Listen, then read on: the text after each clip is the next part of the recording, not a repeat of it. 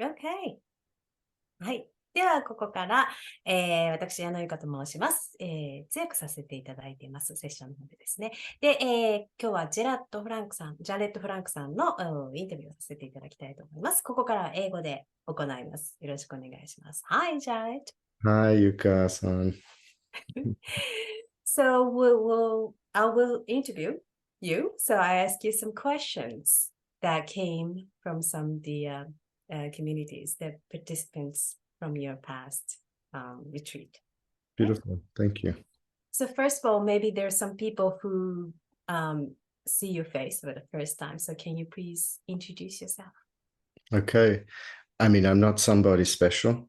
I'm a person, a man from Australia, 45 years old.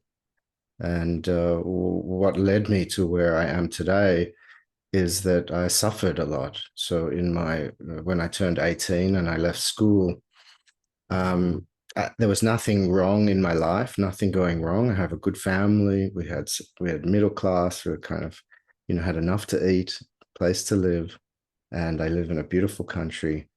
And yet suddenly I was very, very depressed and very, very anxious.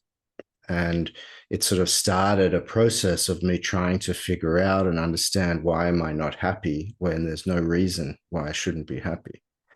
And so that led me down a path of reading and looking and talking to therapists. And I went to a psychologist and read lots of books and discovered Buddhism. And actually, that was quite a moment for me, discovering the Buddha and what the Buddha said.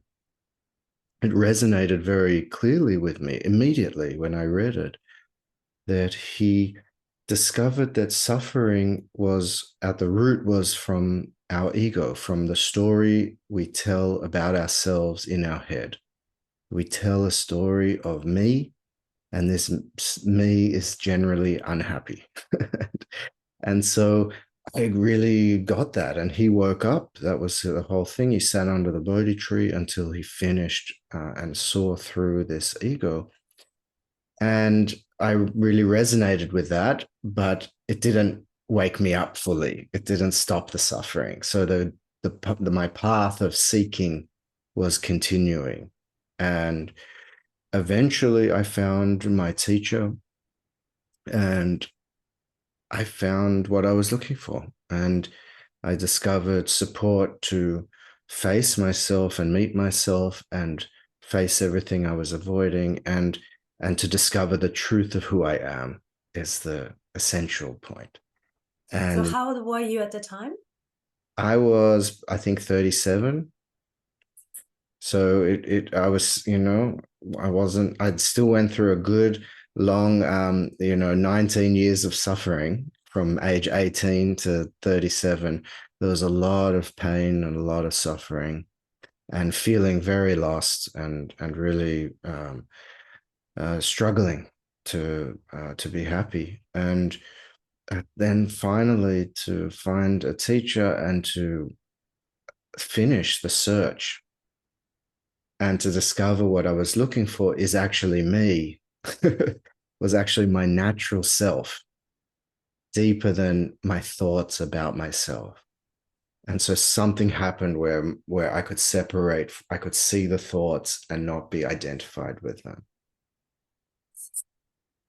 And that, the result of that was happiness and love and peace, and also a normal human life, nothing special, but just a normal human life that's free and happy.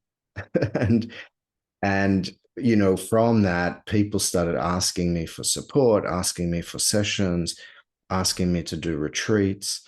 And so I started teaching, and I started seeing people regularly. And so now I have full practice, meeting people for sessions one-on-one. And I also teach in a school that trains people to be therapists, and that is a school that is based in awakening from ego. And and that's what led me to Japan last year. Great. Yeah. So that's your story. Yes. So you mentioned about meeting your teacher. Can you tell us about him? Yes, I don't know where to start, but Eli's had an extraordinary life. His name's Eli Jackson Bear. Eli Jackson Bear. Yes. And he sort of started off really in America during the 1960s and 70s, really being a civil rights protester and trying to march and stop the tyranny of the government with the Vietnam War and also with human rights, with the African Americans, segregation, all that kind of stuff.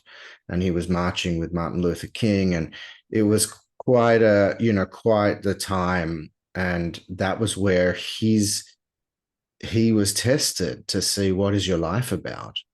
What is life really about? What's the point of being alive? And what is freedom? And for him, it was also, are you willing to take a life, to kill, to save a life? And he realized he wasn't willing to kill. And so instead, he was willing to die. And in his willingness to die for truth and for peace and for happiness and freedom, in that he actually woke up. And he had a certain ego death. And he saw, he saw through the ego, and he saw consciousness in its fullness and emptiness.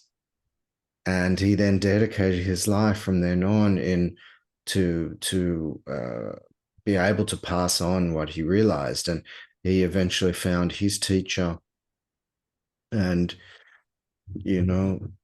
he's a beautiful man. He's a very good teacher. He's a very good personal teacher, where he's got the utmost integrity to the truth. And so he will tell it to you. He will, be honest with you, direct, very direct.